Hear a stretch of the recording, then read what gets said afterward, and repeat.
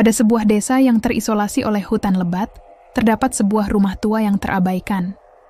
Rumah itu dulunya adalah kediaman keluarga kaya.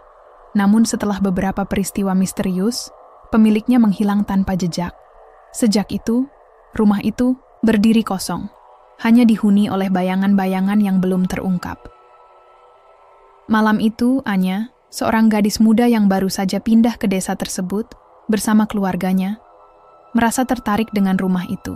Keluarganya baru saja membeli sebuah rumah kecil di dekatnya, dan meskipun suasana di desa itu terlihat tenang, Anya merasakan ada sesuatu yang tidak beres. Rasa penasaran yang mendalam membuatnya ingin menyelidiki rumah yang sudah lama tidak terurus itu. "Jangan terlalu dekat dengan rumah itu," kata seorang penduduk desa ketika melihat Anya berjalan menuju rumah tua tersebut. "Ada sesuatu yang tidak boleh kamu ganggu." Namun, Anya tidak menggubris peringatan itu. Ia terus melangkah mendekati rumah yang penuh dengan tanaman liar yang merambat di dindingnya. Pintu depan rumah itu terbuka perlahan, seolah-olah mengundang kedatangannya. Di dalam, udara terasa dingin dan lembab, seakan waktu berhenti begitu saja. Namun, apa yang membuatnya lebih terkejut adalah sebuah cermin besar yang terpasang di dinding utama ruang tamu.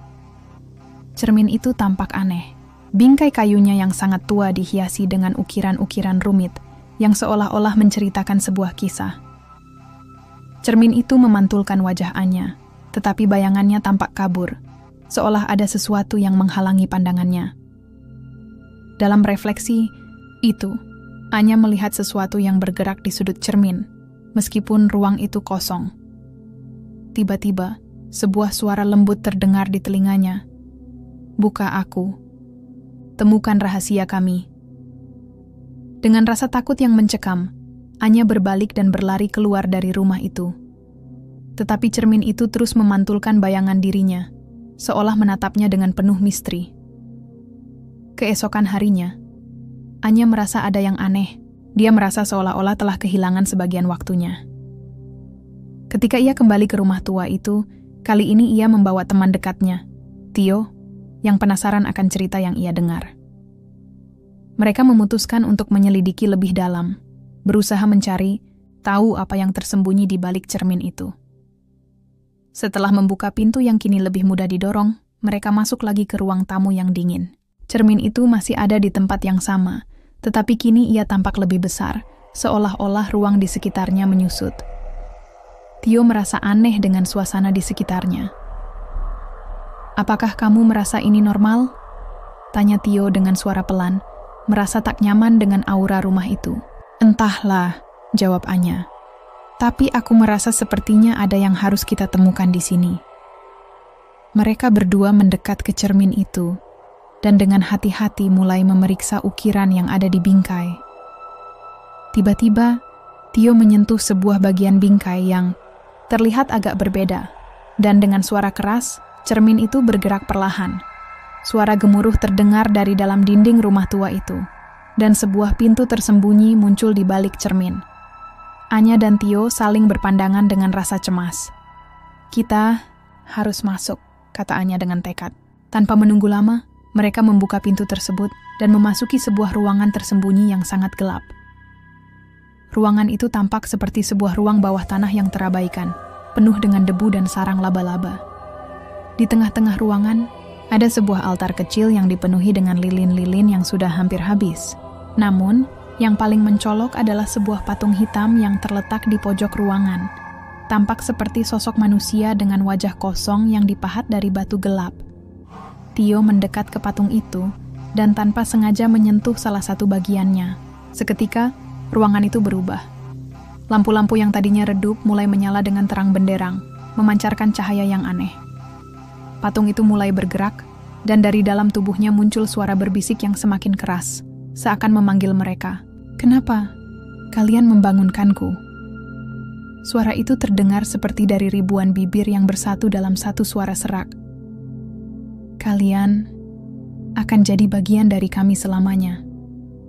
Dengan ketakutan yang luar biasa, Anya dan Tio berlari keluar dari ruangan tersebut, namun pintu yang tadinya terbuka kini terkunci rapat. Mereka berusaha mencari jalan keluar, Tetapi ruangan itu semakin gelap dan suasana semakin mencekam. Akhirnya, Tio menemukan sebuah jalan keluar di sisi lain.